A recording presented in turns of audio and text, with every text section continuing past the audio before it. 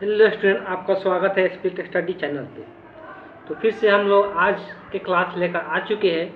जो भी बच्चे बिहार शिक्षक भर्ती TRE 4 की तैयारी कर रहे हैं मैथ क्लास का, या तो आप वर्ग 1 to 5 के लिए, 6 to 8 के लिए, या 9 10 के लिए, किसी भी क्लास के लिए अगर मैथ का प्रिपरेशन कर रहे हैं तो उनके लिए ये क्लास होता है, जो कि डेली बेसिस पर शाम को 5 बजे देखने को मिल जाता है। और ये अभी तक इसके पहले लगभग 26 क्लास कंप्लीट हो चुका है। उसका प्लेलिस्ट भी आपको इस चैनल पर देखने को मिल जाएगा। आप वहाँ पे जाके लाइन बाय लाइन वीडियो को वॉच कर सकते हैं। जितना भी क्वेश्चन बताया जाता है उसमें सारे के थ्योरी के साथ डिस्कशन किया जाता है। चलिए आज का सेशन हम लोग स्टार्ट करते हैं।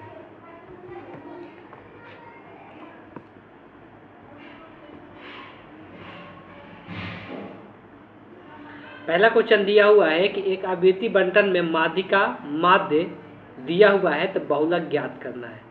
माध्यिका और माध्य दिया हुआ है तो ये रिलेशन बहुत बार ये लगभग हर एक TRE के एग्जाम में पूछा जा रहा है और हर एक जगह देखने को मिल जाता है। तो सबसे पहले ये ध्यान में रखना होगा कि तीनों में रिलेशन क्या होता है। तो बहुलक बराबर बताया जाता है 3 माध्यिका,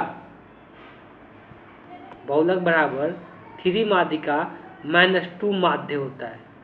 बस यही फार्मूला ध्यान में रखना, यही रिलेशन होता है तीनों में, माध्य, माध्यिका और बहुलक में, मीन, मीडियम और मोड में। ठीक, इंग्लिश में बात करेंगे तो चलिए अब सबका मान इसमें रख के हम लोग निकाल लेते हैं। बेसिकली हमको बहुलक ही निकालना है। यहाँ पर है 3 गुने माध्यिका, तो यहाँ पर लिखा पहले माध्यिका, तो माध्यिका कितना दिया 28 दिया हुआ है, -2 गुने माध्य, तो माध्य कितना है 30 है। इसी को सिंप्लीफाई कर लेना है।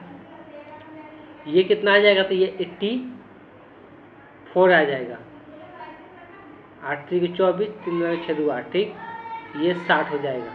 तो घटेगा तो कितना बचेगा, 4 और 2 24 बच जाएगा। इस क्वेश्चन का जो मान होगा 24 होगा। क्वेश्चन में बहुलक पूछा था, बहुलक निकल के आएगा, बहुलक क्या है 24 हो गया। अब यहाँ पर इस क्वेश्चन के लिए बस यही एक कॉन्सेप्ट आपको आना चाहिए और इसमें कोई भी नया तरीका, कोई कॉन्सेप्ट की जरूरत नहीं है। बस बहुलक, माध्यिका और माध्य में संबंध आपको याद रखना है। ध्यान में रखें, ये माध्य और माध्यिका दोनों एम से लिखाता है, तो उसको याद रखें कि ये राइट हैंड साइड में लिखना है और लेफ्ट हैंड साइड में सिर्फ बहुलक देखने को मिलेगा। और जो 12 होता है माध्य माध्यिका में, कौन पहले 12 होता है, तो 12 वाला को पहले लिखना है, छोटा वाला को बाद में लिखना है, बीच में माइनस साइन होगा। तो 12 वाला के आगे 3 लगाना है, छोटा वाला के आगे 2 लगाना है और माइनस कर देना है, तो उससे बहुलक निकल के आ जाता है। इसमें कभी कभी क्या रहेगा कि बहुलक दिया रहेगा, माध्य दिया रहेगा, माध्यिका पूछ लेगा, या बहुलक दिया रहेगा, माध्यिका दिया रहेगा तो माध्य पूछ लेगा। तो कोई भी इसमें से पूछेगा, आपको वही चीज़ें निकालना है, बस ध्यान में रखना है। चलिए चलते हैं नेक्स्ट क्वेश्चन देखते हैं। प्राकृत संख्याओं से लेना एक संख्या जो 2 और 3 द्वारा क्या है विभाज्य की प्रायिकता बताना है। देखिए प्राकृत संख्या का बात करते हैं। प्राकृत संख्या को सभी को पता होगा कि 1 2 3 4 5, ये रिपीटेशन अनंत तक जाता है, 7 8 9 10 11 12, थोड़ा सा लिख देते हैं 13 14 15, 13 14 15 16 17 18, ऐसे ही आगे लिखाते जाएगा। तो ये क्या है, प्राकृत संख्या। बोला है कि उसका प्रायिकता निकालना है जो 2 और 3 से विभाजित हो। तो प्राकृत संख्या में देखेंगे तो 1 से लेकर 6 तक जो दोनों से विभाजित हो, सिर्फ एक ही मिलेगा 6, जो 2 से विभाजित हो और 6 से भी विभाजित हो। और फिर यहाँ से 7 से लेकर 12 तक में ही एक ही मिलेगा जो कि 2 से विभाजित होगा। फिर यहाँ से लेके यहाँ तक 18 तक यहाँ पर एक ही मिलेगा जो 2 से विभाजित होगा। ठीक, तो रिपीटेशन देखिए क्या हो रहा है कि 1 से 6 के बीच में एक ही होगा जो 6 से विभाजित होगा, 7 से लेकर 12 तक के बीच में एक ही होगा जो कि 7 से विभाजित 6 से 2 और 3 से विभाजित होगा, 13 से लेकर 18 तक के बीच में एक ही होगा जो कि 2 और 3 से विभाजित होगा। तो अगर इतना तक का लेते हैं, कोई एक इंटरवल का ले लेंगे, कोई एक अलग अलग इंटरवल में इसको बांट लिया, तो कोई एक इंटरवल का प्रायिकता निकालेंगे तो वही पूरा का क्या होगा, प्रायिकता होगा। इसको अनंत तक लिखते जाएंगे तो उसी प्रकार से देखने को मिलेगा। जैसे कि मान लेते हैं कि 18 तक लेते हैं, जैसे कि मान लो खाली एक ही लेते हैं यहाँ तक, तो यहाँ तक में क्या है, एक ही है जो कि जैसे प्रायिकता में क्या होता है, उसका संख्या हम लोग ऊपर लिखते हैं जिसका प्रायिकता पूछा है, तो उसका संख्या 2 और 3 से विभाजित बोला, तो 1 है तो 1 हो जाएगा। टोटल संख्या कितना है, तो यहाँ से यहाँ पर प्राकृत संख्या का बात करेंगे टोटल 6 है तो 1/6 हो जाएगा। तो ऐसे भी निकाल सकते हैं, या मान लो कि 1 से लेकर 12 तक का प्राकृत संख्या लेते हैं तो 1 से 12 तक के प्राकृत संख्या में कितना 2 और 3 से विभाजित है तो 2 को संख्या है 6 और 12, तो ऊपर में कितना हो जाएगा 2 हो जाएगा। और नीचे में कुल प्राकृत संख्या, तो यहाँ से 1 से लेकर 12 तक कितना का प्राकृत संख्या 12 है, फिर भी ये भी कट के क्या होगा 1/6 ही होगा। जैसे भी निकालेंगे, मान लो कि 1 से लेकर 18 तक लेते हैं तो इसमें कितना विभाजित है 3 गो है 6, 12 और 18, कुल संख्या कितना है 18 गो है, तो ऐसे भी लिख सकते हैं। तो इससे भी क्या आएगा 1/6 ही आएगा। तो किसी भी तरीका से प्रायिकता जो आएगा 1/6 आएगा। ये समान अंतराल में बट जा रहा है इसलिए प्रायिकता यहाँ से निकाल सकते हैं। ऐसे इस प्रकार के ये नया टाइप का क्वेश्चन देखने को मिला था जो कि बीपीएससी में पूछा गया था एग्जाम में। ठीक है, तो इस क्वेश्चन का जो करेक्ट ऑप्शन होगा option A is the correct option हो जाएगा। फिर चलते हैं नेक्स्ट क्वेश्चन देखते हैं। अब आते हैं एएम जीएम एचएम के बीच संबंध का बात किया जा रहा है कि तीनों में संबंध क्या होता है। इसमें ऑप्शन में दिया हुआ है, ऑप्शन के हिसाब से आप लोग चल सकते हैं। सबसे पहले हम लोग जानेंगे कि एएम जीएम और एचएम का मतलब क्या होता है और इसका मान निकलता कैसे है। तो ये हम लोग 2 संख्या के लिए डिफाइन करते हैं। कितने संख्या के लिए 2 संख्या। सबसे पहले हम लोग एएम के बारे में जानते हैं। एएम का फुल फॉर्म जो होता है अर्थमेटिक प्रोग्रेशन के नाम से जानते हैं। क्या नाम से जानते हैं? अरिथमेटिक मीन बोलते हैं इसको। प्रोग्रेशन है अर्थमेटिक, एपी नहीं है, ये एएम है। तो अर्थमेटिक मीन बोलते हैं जिसको शॉर्ट फॉर्म में हम लोग एएम लिखते हैं। तो अगर अर्थमेटिक मीन निकालना है किसी 2 संख्या के लिए, किसके लिए? किसी 2 संख्या के लिए अगर अर्थमेटिक मीन निकालना है तो एएम का जो मान होता है वो क्या होता है a प्लस बी बटे कितना आ जाता है 2 आ जाता है। अगर 2 संख्या दिया हुआ है और उसका एएम निकालना है तो a प्लस बी बाई कितना 2 संख्या के लिए ही तीनों के तीनों डिफाइंड होता है। दूसरा होता है ज्योमेट्रिक मीन। ज्योमेट्रिक मीन इसको शॉर्ट फॉर्म में हम लोग क्या लिखते हैं? जीएम के नाम से जानते हैं। इसको शॉर्ट फॉर्म में हम लोग जीएम के नाम से जानते हैं। तो ये ज्योमेट्रिक मीन हुआ। अब इसको अगर हम लोग बात करते हैं ज्योमेट्रिक मीन का, तो ये जीएम है और जीएम निकालने का फार्मूला क्या होता है? जीएम बराबर होता है, ध्यान में रखना है, जीएम बराबर रूट अंडर ए इंटू बी होता है। जीएम बराबर क्या होता है? रूट अंडर ए इंटू बी होता है। चलिए इसको दूसरे कलर से दिखा देते हैं। जीएम बराबर रूट अंडर ए इंटू बी होता है। उसी प्रकार से एक और होता है harmonic mean. Basically harmonic mean जो होता है अर्थमेटिक मीन का उल्टा होता है। हार्मोनिक मीन जो होता है वो अर्थमेटिक मीन का उल्टा होता है। तो शॉर्ट फॉर्म में एचएम से दर्शाते हैं। इसका जो फार्मूला होता है तो ये किसका उल्टा होता है? तो एएम का उल्टा होता है। तो इसको उल्टा करके भी एएम को उल्टा करेंगे तो यही आएगा। थोड़ा सा हम यहाँ पर लिख भी देते हैं, क्या हो जाएगा? तो एचएम बराबर एचएम निकालने का तरीका क्या होता है? तो 1/a plus 1/b divided by में क्या होगा? 2 होगा। इसी को सिंप्लीफाई जब करेंगे तो सब सिंप्लीफाई करते हैं तो ये कितना निकल जाता है कि कुछ गलत शायद लिख दिया हम यार, ठीक है, लेकिन ये उल्टा होता है। हाँ, गलती कर रहे हैं, ये उल्टा होता है। उल्टा का मतलब पलट के लिखना है। एचएम जो होता है वो एएम के क्या होता है? उल्टा होता है। अभी हम तो चर्चा ही कर रहे थे। तो एएम का उल्टा हो गया तो ऊपर में 2 लिखेंगे, नीचे में जो ए और बी है उसका उल्टा करके लिखेंगे 1/a प्लस 1/b लिखेंगे। और जब इसी को सिंप्लीफाई करेंगे तो ऊपर में आ जाएगा ए बी और नीचे में आ जाएगा ए प्लस बी हो जाएगा। इसको सिंप्लीफाई करके देख सकते हैं। तो ये तीनों का फार्मूला है। सबसे पहले तो ये फार्मूला आपको ध्यान में रखना है। सबसे पहले ये फार्मूला ध्यान में रखना है, तीनों के तीनों। एचएम का ये है। अब बात कर ले, तीनों में एक संबंध भी होता है। तो तीनों में जो संबंध होता है संबंध का बात करेंगे। एएम जीएम और एचएम में तीनों में संबंध क्या होता है इसको ध्यान में रखना है कि एएम तो गुना अगर करते हैं एचएम के साथ तो ये बराबर होता है जीएम के स्क्वायर के। ये बराबर होता है किसके? जीएम के स्क्वायर के। तो ये संबंध रिलेशन ध्यान में रखना है। अब इसमें इनइक्वालिटी दिया हुआ है कौन सबसे बड़ा होता है। तो ये पता करने के लिए सबसे आसान तरीका है ए और बी का कुछ मान ले लेते हैं। ए और बी का कुछ मान ले लेते हैं, जिससे क्या हो जाएगा? बताना आसान हो जाएगा। तो अगर हम लोग बात करते हैं, चलिए कौन सा मान लिया जाए? आसान जो होगा 12 और 3 लिया जाए, ठीक है, 12 3, ठीक है। ए का मान 12 और बी का मान 3, तो एम अगर निकालते हैं कितना हो जाएगा 12 प्लस 3, तो 12 प्लस 3 15, 15/2 हो जाएगा 6। ये थोड़ा सा अच्छा नहीं हो रहा है, बात ये 36 हो रहा है ना। और कोई आसान 6 × 6 सेम भी ले सकते हैं, अलग अलग लेना ज़रूरी है जिससे आसानी से बन जाए। फिर कोई बात नहीं, इतना भी ले सकते हैं, उसको सिंप्लीफाई कर सकते हैं। चलिए, तो 12 और 3 लेते हैं, तो यहाँ पे आ जाएगा 12 3 15, 15 क्या हो जाएगा 2 हो जाएगा। थोड़ा शॉर्ट फॉर्म में चलते तो ये 7.5 आएगा। जीएम निकालते तो रूट के अंदर लेंगे तब 12 × 3 है, 12 3 कितना होता है 36 है, 36 का रूट क्या होता है 6 होता है। और एचएम निकालते हैं तो एचएम को हम यहाँ पे लिख देते हैं 2 × 12 × 3 बटे में क्या हो जाएगा नीचे में 12 3 15 हो जाएगा। जो यहाँ पर कटने वाला है काटा 3 5 15, आप कटेगा नहीं, सोचने का 24, 24 बटे कितना हो जाएगा 5। अगर दशमलव में इसको निकालते भी है तो 4 5 20, 4 बचेगा 8 5 40, 4.8 आएगा। तो देख सकते हैं सबसे बड़ा जो आ रहा है कौन आ रहा है, एम आ रहा है, फिर जीएम आ रहा है और तब एचएम का मान आ रहा है।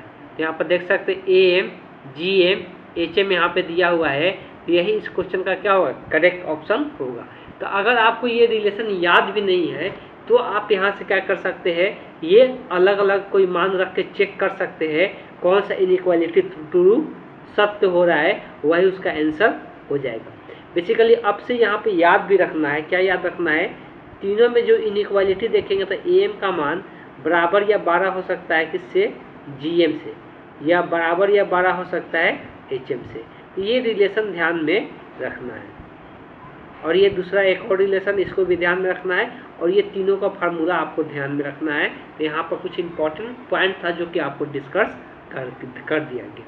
चलिए चलते हैं नेक्स्ट क्वेश्चन देखते हैं।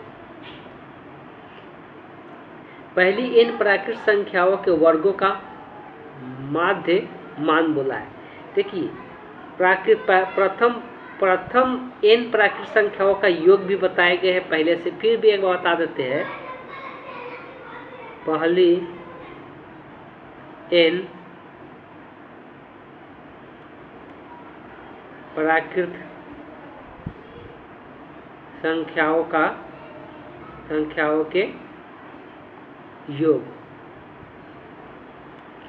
पहली n प्राकृत संख्याओं का योग का फॉर्मूला बताया गया है। क्या होता है, जैसे कहने के इसको ऐसे भी लिख सकते हैं 1 + 2 + 3 + ... प्लस n। अगर पहला n प्राकृत संख्याओं का योग निकालते हैं तो इसके लिए फॉर्मूला देते हैं n × n + 1 डिवाइडेड बाई क्या होता है 2 होता है। दूसरा होता है पहली n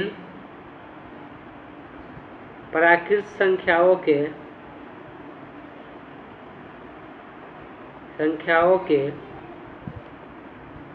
वर्गों का योग। अगर हम संख्याओं का वर्ग करके जोड़ते हैं, मेरा मतलब है कि 1 का स्क्वायर प्लस 2 का स्क्वायर प्लस 3 का स्क्वायर प्लस ... प्लस n का स्क्वायर, इसके लिए फार्मूला जो होता है n × n + 1 × 2n + 1 divided by 6 होता है, एक और होता है इससे रिलेटेड, एक और क्या होता है कि पहली n प्राकृत संख्याओं के घनों का योग। ये बहुत बार रिपीट कर रहा है क्वेश्चन, इसलिए ये सब चीज़ें ध्यान में आपको रखना जरूरी है। तो अगर घन लेके क्यूब निकालते हैं, क्यूब करके योग निकालते हैं, इसके लिए क्या फार्मूला होता है निकालने का, ... प्लस n का क्यूब बराबर, ये जो इसका जो यहाँ पर फार्मूला है ना 1 + 2 + 3 + ... n का, यही फार्मूला सेम होता है, इसमें कोई अंतर नहीं आता है। बस इसका क्या होता है, इसका टोटल का स्क्वायर कर देना, टोटल का क्या कर देना है स्क्वायर कर देना, बस इतना ही ध्यान में रखना है। बाकी क्वेश्चन में जो बोला है कि पहली n संख्या प्राकृत संख्याओं के वर्गों का माध्य बोल दिया है, खाली वर्ग नहीं बोला है, अगर सिर्फ वर्ग बोला रहता तो यही आंसर हो जाता है, और ऑप्शन में भी ये दिया हुआ है तो बहुत लोग ब्राई में क्या कर सकते हैं, ऑप्शन बी को टिक करके निकल जाएंगे, वहाँ पे मिस्टेक हो जाएगा। तो यहाँ पे ध्यान क्या देना है, उस बात को यहाँ पे समझना है। फिर किसी रीजन से जो सेव नहीं हुआ था अभी तक हम लिख चुके थे, उसका आप स्क्रीनशॉट वीडियो को बैक करके ले सकते हैं। तो यहाँ पर एक फार्मूला हम बता दिए थे वर्गों का योग वाला, तो फिर से एक बार वर्गों वाला खाली लिख देते हैं जो बोला है क्वेश्चन में। तो 1 का स्क्वायर, 2 का स्क्वायर, 3 का स्क्वायर डॉट डॉट n का स्क्वायर। इसके लिए फार्मूला ये बताया कि n into n plus 1 into 2n plus 1 divided by क्या होता है 6 होता है। लेकिन इसका हमको माध्य बोला है। माध्य का मतलब होता है कि जितना पद का योग निकालते हैं उतना ही से उसको क्या करते हैं, भाग करते हैं, उतना ही से उसको क्या करते हैं। तो इसमें कितना पद है, ऑब्वियस है कि ये n पद जो जुड़ा है तो n पद है, इसलिए माध्य निकालने के लिए, इसका माध्य निकालने के लिए जो ये दिया हुआ है इसमें कितना से भाग करना पड़ेगा, n से भाग करना पड़ेगा। उसके पदों की संख्या से क्या करते हैं हम लोग, भाग करते थे। पहले से 6 है, इसमें n से भाग होगा, यहाँ से n कट जाएगा, तब क्या बच जाएगा, n plus 1 into 2n plus 1 बटे 6 हो जाएगा। तो यही इस क्वेश्चन का आंसर हो जाएगा। देख सकते हैं ऑप्शन सी के साथ मैच कर रहा है, तो option see the correct option हो जाएगा इस क्वेश्चन का। बस यही 3 यहाँ पर फॉर्मूला ध्यान में आपको रखना है। किसी का भी माध्य पूछा जा सकता है क्वेश्चन में, और पूछा भी जा रहा है। आगे है कि 6 पासे फेंक कर अलग अलग फलक प्राप्त करने की प्रायिकता क्या होगा। देखिए, जब भी एक पासे को फेंकते हैं तो एक पासे को फेंकते हैं प्रति 10 बटे टोटल संभावना क्या होता है, 1 2 3 4 5 6 होता है। लेकिन जब वही 2 पासे को फेंकते हैं तो प्रति 10 समष्टि की जो संख्या होता है, इसकी जो संख्या होता है कितना होता है, इसका 36 होता है। 36 से कैसे आता है, 6 को मतलब अगर एक पासे रहता है 6 रहता है, और 2 पासे रहेगा तो 6 का क्या कर देना है, स्क्वायर कर देना है। अगर 3 पासे रहेगा तो प्रति 10 समष्टि की संख्या क्या होगा, 6 का स्क्यू कर देना है। अगर 4 पासे रहेगा, यहाँ पर कितना पासा है टोटल, तो 6 पासा है, तो प्रति 10 मतलब टोटल संभावना कितना होगा, 6 के पावर 6 हो जाएगा। टोटल संभावना 6 के पावर 6 हो गई, ये तो समझ में आ गया। प्रायिकता में टोटल जो संभावना होता है उसको नीचे लिखते हैं, और जिसका प्रायिकता पूछता है उसको हम लोग ऊपर लिखते हैं। तो प्रायिकता किसका पूछा गया है, तो 6 पासे को जो फेंक रहे हैं, 6 पासे पर अलग अलग प्राप्त होने का प्रायिकता पूछ रहा है। तो देखिए मेरे पास जब 6 पासे है, 6 पासे पर 6 पर अलग अलग आना चाहिए। यहाँ पर 6 को डब्बा बना लेते हैं। सबसे पहले यहाँ पर 6 डब्बा बना लिए। देखिए मेरे पास 1 2 3, अगर परम्यूटेशन कॉम्बिनेशन पढ़े होंगे तब जाकर थोड़ा सा समझ में आएगा, लेकिन हम समझाने की कोशिश करते हैं। 6 हुआ है तो ये पहला स्थान पर हो सकता है, इसमें से कोई भी हो सकता है ना, इसमें से कोई भी आ सकता है, इसमें से कोई भी आ सकता है, 6 में से कोई आ सकता है। अब देखो रिपीटेशन नहीं होना चाहिए, रिपीटेशन होगा, मान लो पहला में कोई 2 आ गया तो दूसरा में भी अब 2 नहीं आ सकता है। अगर रिपीट करेगा तो फिर अलग अलग आएगा, क्या पासा पे नहीं आएगा। तो दूसरा में एक इसमें छोड़ के आएगा तो कितना बचेगा, 5, और उसके बाद इसमें से एक और छोड़ के आएगा तो कितना बचेगा, 4, फिर एक और छोड़ के आएगा तो इसमें 3 हो जाएगा, इसमें 2 हो जाएगा, इसमें 1 हो जाएगा। और जितना ये कम्बिनेशन बनेगा, कम्बिनेशन को क्या करते हैं, गुना कर देते हैं, तो वही उतना ही कम्बिनेशन बनता है। और 6 गुने 5 गुने 4 गुने, इसको एक और तरीका होता है लिखने का, इसको क्या लिख सकते हैं, 6 फैक्टोरियल लिख सकते हैं। 6 फैक्टोरियल का ही मान ये होता है, 6 गुने 5 गुने 4 गुने 3 गुने 1 होता है। ठीक, तो ये आ गया हम लोग का क्या, तो ये प्रायिकता में जो जिसका प्रायिकता बोला है उसका संख्या कितना हो रहा है, 6 फैक्टोरियल हो रहा है। और कुल संभावना क्या है, 6 के पावर 6 है, तो बटे में क्या हो जाएगा, 6 के पावर 6 हो जाएगा। ऑप्शन में आप देख सकते दिया हुआ है कहाँ पे, तो ऑप्शन ए में दिया हुआ है, तो option A the correct option हो जाएगा इस क्वेश्चन का। तो यहाँ पे थोड़ा सा कॉन्सेप्चुअल क्वेश्चन दिया हुआ था, कुछ क्वेश्चन ये भी पूछा हुआ क्वेश्चन है, तो कुछ क्वेश्चन ऐसा देता है जो कि कॉन्सेप्चुअल होता है। चलिए चलते हैं नेक्स्ट क्वेश्चन देखते हैं। आगे दिया हुआ है कि एक सिक्के को 2 बार फेंक कर कम से कम एक सिर प्राप्त, सिर मतलब होता है हेड। लेकिन जब भी 2 सिक्के को फेंकते हैं तो 2 सिक्के को फेंकते तो संभावना जो होता है उसको हम लोग प्रति 10 समष्टि कहते हैं, जिसको एच से दर्शाते हैं। क्या क्या संभावना हो सकता है कि पहले सिक्के पर भी हेड आ जाए, दूसरे पर भी क्या आ जाए, हेड आ जाए। ये संभावना ये बनता है पहला पर हेड है, दूसरा पर टेल आ जाए। यह संभावना बनता है कि पहले पर टेल आ जाए, दूसरे पर हेड आ जाए। या दोनों को दोनों पर क्या आ जाए, टेल आ जाए, तो इतना ही संभावना बनेगा, इससे ज़्यादा संभावना नहीं बोलेगा। तो कम से कम बोला है कि कम से कम एक हेड, तो एक हेड, तो इसमें कम से कम एक हेड है, इसमें भी कम से कम एक हेड है, इसमें भी कम से कम है, इसमें एक भी हेड नहीं है। तो प्रायिकता बोला है, प्रायिकता में जिसका प्रायिकता बोलता है कम से कम एक हेड आने का, तो इसकी संख्या कितना हो रहा है, 3 गो हो रहा है, इसकी संख्या कितना हो रहा है, 3, और कुल संभावना कितना है, 4 है, 3 बटे कितना हो जाएगा, 4 हो जाएगा। तो यही प्रायिकता हो जाएगा, बहुत सिंपल है। इस क्वेश्चन का जो करेक्ट ऑप्शन होगा, option be the correct option हो जाएगा। चलिए चलते हैं नेक्स्ट क्वेश्चन देखते हैं। अब दिया हुआ है कि 2 वो रिक्ति है, 2 को पोस्ट है कहीं पर भी, वहाँ पे एक पति और पत्नी उपस्थित हो रहे। अगर पति के चयन करने की संभावना, मतलब अगर पति पत्नी 2 रिक्तियों के एक पोस्ट समकार में एक पति और पत्नी है, ठीक है।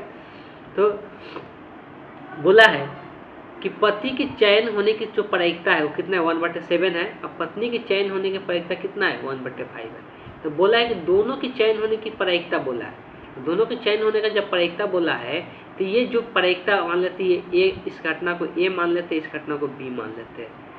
तो प्रायिकता जो होता है दोनों के चयन होने का, तो ए इंटरसेक्शन बी होता है, और ये दोनों को दोनों क्या होगा, गुना में होगा। जब भी प्रायिकता दोनों का बोला है तो गुना में होगा। अगर संभावना रहता है या तो ए या तो बी, तब उसको हम लोग क्या करते हैं, जोड़ में लिखते हैं प्रायिकता को। तो ये गुना वाला प्रायिकता का नियम होता है। तो ये 1/7 हो जाएगा, दूसरा का प्रायिकता कितना, 1/5 हो गया, ये कितना आ जाएगा, 1/35 हो जाएगा। अब यहाँ पर क्वेश्चन थोड़ा सा घुमा सकता था, घुमाता गया, किसी एक के चयन होने की प्रायिकता पूछ देता। क्या पूछ देता, देखिए ये तो आंसर हो गया, ठीक है, ध्यान में रखना है आप सभी को। लेकिन क्वेश्चन में यहाँ पर सिर्फ लिख देता कि किसी एक के चयन होने का प्रायिकता बताइए। तो किसी एक का चयन होने का प्रायिकता ये होता है कि मान लेते ए चयन होता तो बी चयन नहीं होता, यही होता ना। प्लस में या तो ए चयन नहीं होते तो क्या बी चयन होता, यही होता ना कि ए चयन नहीं होता तब बी। नहीं होने का प्रायिकता को हम लोग यहाँ पर बार से दर्शा रहे हैं, नहीं होने का प्रायिकता किसको, बार से दर्शा रहे हैं। तब प्रायिकता इस तरह से निकालते किसी एक का चयन होने का। तो ए का चयन होने का प्रायिकता है 1/7, और बी का चयन नहीं होने का प्रायिकता, तो होने का जो प्रायिकता दिया जाता है उसी को 1 में से घटा देते तो नहीं होने का निकलता। तो इसको 1 में से घटाएंगे तो ये 4 बटे कितना हो जाएगा, 5 हो जाएगा। प्लस यह संभावना बनता है कि पहले का मतलब पति का नहीं होने का प्रायिकता, तो होने का प्रायिकता है 1/7, और इसको 1 में से घटा देंगे तो नहीं होने का प्रायिकता निकल जाएगा, ये 6/7 हो जाएगा।